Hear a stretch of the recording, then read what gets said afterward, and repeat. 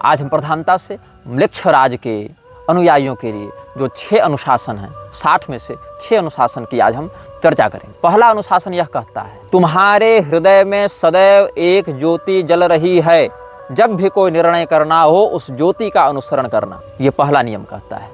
वह ज्योति शैतानी है, अ फ्लेम ऑफ इविल। आपको अगर लॉर्ड ऑफ रिंग्स की घटना याद होंगी, वहाँ एक आँख थी, सैरोन की आँख, जो दहकती रहती थी।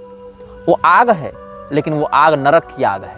वो ज्योति जो तुम्हारे हृदय में जल रही है, अगर तुम उसे स्वीकार करते हो तो ये अध्यात्म की ज्योति नहीं है, ये आत्मा की स्वयं प्रकाश ज्योति नहीं है, ये अनाम वृक्ष की ज्योति है। इसीलिए म्लेच्छराज के सभी अनुयायियों को अपने हृदय में उस ज्योति की स्थापना करनी होती है, जो आंतरिक रूप से उनका मार्गदर्शन करती है, उनके हृदय में वैसी प्रेरणाएं डालती हैं, उनके हृदय में वैसी भावनाएं डालती हैं कि बिना किसी संपर्क के केवल मानसिक परिचय और मानसिक संकेत और तरंगों के माध्यम से अपने गुलामों को अनुशासित किया जा सके, उनको नियंत्रित किया जा सके। तो म्लेच्छराज के अनुयायी सबसे पहले यह प्रतिज्ञा लेते हैं कि हमारे हृदय में अनाम म्लेच्छ की ज्योति सदैव जलती रहे।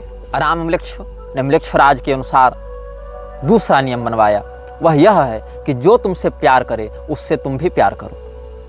अब ये सब ऐसे नियम हैं जिनको सुनने पर लगता है कि एक आदर्श समाज की परिकल्पना की जा रही है, और इन नियमों को ऐसी शब्दावली में, ऐसी परिभाषा में आगे व्यक्त किया गया है कि लोगों की बड़ी आकर्षक लगती हैं। लोगों को लगता है ये तो बिल्कुल सच्चा मार्ग है, इसमें क्या बुराई है, इसमें क्या शैतानियत है, इसमें क्या नकारात्मकता है। सबसे बड़ी नकारात्मकता वही है जिसको आप न पहचान सकें, जो आपको अच्छाई का वेश बनाकर ठगे।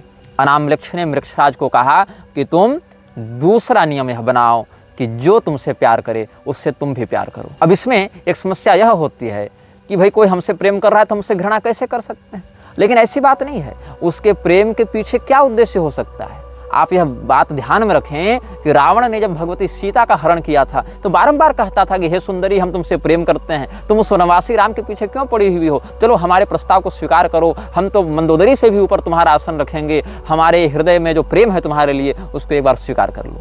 आप ध्यान दें, आज समाज में जितना व्यभिचार फैल रहा है, जितना लव जिहाद फैल रहा है, जितने तरह के बलात्कार हो रहे हैं, उनके पीछे कहीं न कहीं सिनेमैटिक भावना यह है कि जो तुमसे प्यार करे उससे तुम प्यार करो, प्यार किया तो डरना क्या, हम है राही प्यार के। तो ये जो है, जो तुमसे प्यार करे उससे तुम प्यार करो, इसमें प्यार अंततः जाकर व्यभिचार बन जाता है। एक आदर्श परिकल्पना कि दया सर्वेषु भूतेषु, सभी प्राणियों में दया करो, समस्त प्राणियों से मैत्री करो, मित्रस्य मा चक्षुषा समीक्षामहे। तो ये जो आर्ष भावना हमारी थी, उसी को आसुरी परिवेश में लपेटकर म्लेच्छराज ने दूसरा नियम बताया कि जो तुमसे प्यार करे उससे तुम भी प्यार करो।